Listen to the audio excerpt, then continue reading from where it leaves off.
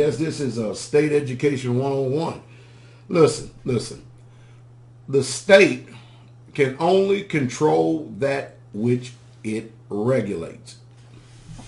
Do you people understand what I'm saying? Mercy.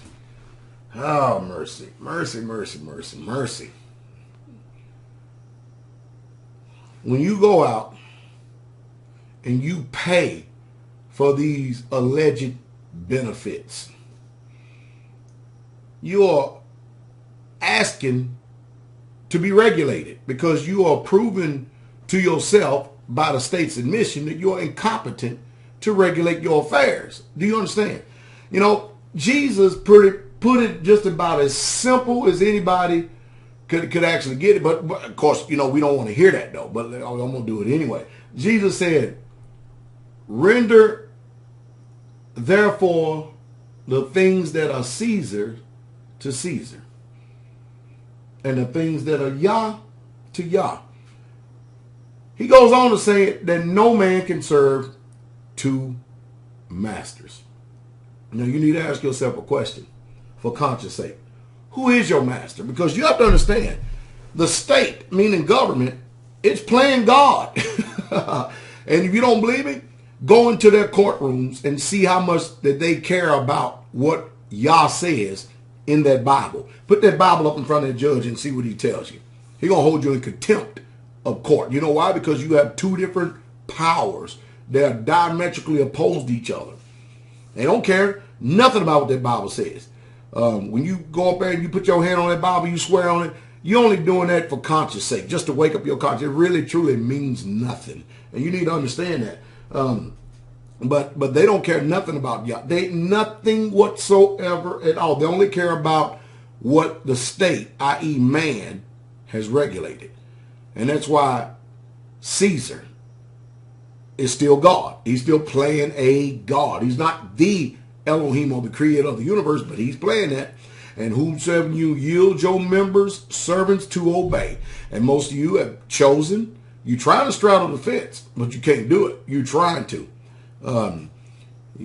You chose to yield to Caesar, obey Caesar, and all these areas. Now, my advice is you keep Caesar out of your life. You live a quiet and peaceable life. Stop running around telling everybody your business and what you're doing, because you have to understand you're dealing with people with a deranged, psychotic, chaotic mindset. People like us, Israelites. Are you following me? A righteous man don't need no law. You know the reason why? Because we're regulated by a right spirit. We do things that are lawful. We're not interested in breaking the law. You have to understand Yahweh's law is a zillion times superior to what any man can write down on a piece of paper. Now, what is the reason why that we have civil government set up? Well, that's there to deter bad behavior. That's there to force people who have bad attitudes and maniac and psychotic minds that have not a lick of righteousness in them. Is there to actually force them to do after the state what they call right. They're there to actually to make sure that the parties that are injured are done right. Now, this should be happening within our nation, but since we're in captivity and people just will simply not do right, anytime someone who refuses to be lawful, we have to actually use the law for the lawless, because these people are not going to submit to biblical terms. People just, have to understand, people fear, God is just a figment of people's imagination today. It's just a figure of speech. They pick and choose what they're going to believe. They really truly ain't going to live after. That's the reason why, Straightway is a pure example in this generation that when you follow what that Bible says, it can be done. It can be done. But you know this, you're going to have a lot of enemies. I've learned in this last rodeo I've been to that there are a lot of people who want to try to come and lavish you with flattering words, but their heart is full of deceit. All they're doing is they're looking for an advantage to try to either gain or take the rule or gain. And it's all about personal rulership and ambition. But then what happens is they get mad because they think that myself and the elders are not discerning. They think, most people make the mistake that everybody is just like they are. That's a big mistake. That's a big mistake because everybody don't think like you do.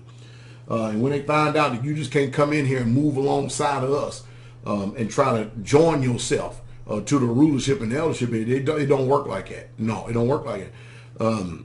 And so they end up getting envious. Remember, jealousy is the rage of a man. Anytime you see somebody raging and foaming, they just keep on and on and on and on and on, on and on and on and on and on. And they keep on and on and on and on and on. That means that they're jealous. And their jealousy causes the raging. Do you understand? And there are a lot of men jealous of me. Why? I don't know. I'm not asking them to be, but they pick and choose. Now, that's their prerogative. They want to do that. They have one life to live. It makes them happy. Go ahead and do it and be happy. But know this, that they're only there to affect change. You know, the majority of people that point their fingers at you, or the majority of people that point their fingers at me, it's amazing how that you are very limited in information looking into their life. I mean, because usually I found this out in the world, when I was in the world, that the things that people seem to be the most passionate about against is the things that they hate within themselves. And of course, now today people create arguments and they create issues. That's their prerogative too. But like I told you, you don't have to be a doormat to anybody. People have in this country, they exercise this right to move their mouth. But if you are a Hebrew, you're an Israelite, and you follow Torah, you don't have freedom of speech. This mouth is regulated by Torah. And you can't expect people who don't know the Torah, fear the Elohim of the Hebrews, to submit to biblical terms. Not going to do that. So you have no choice but to remove them out of your life, out of your conscience and mind, in order to obtain peace. Because remember, Yah's called us to peace. But you people need to know that you render whatever Caesar asks for, there's right, you give it to him. But the things that belong to the Father, you give it to him.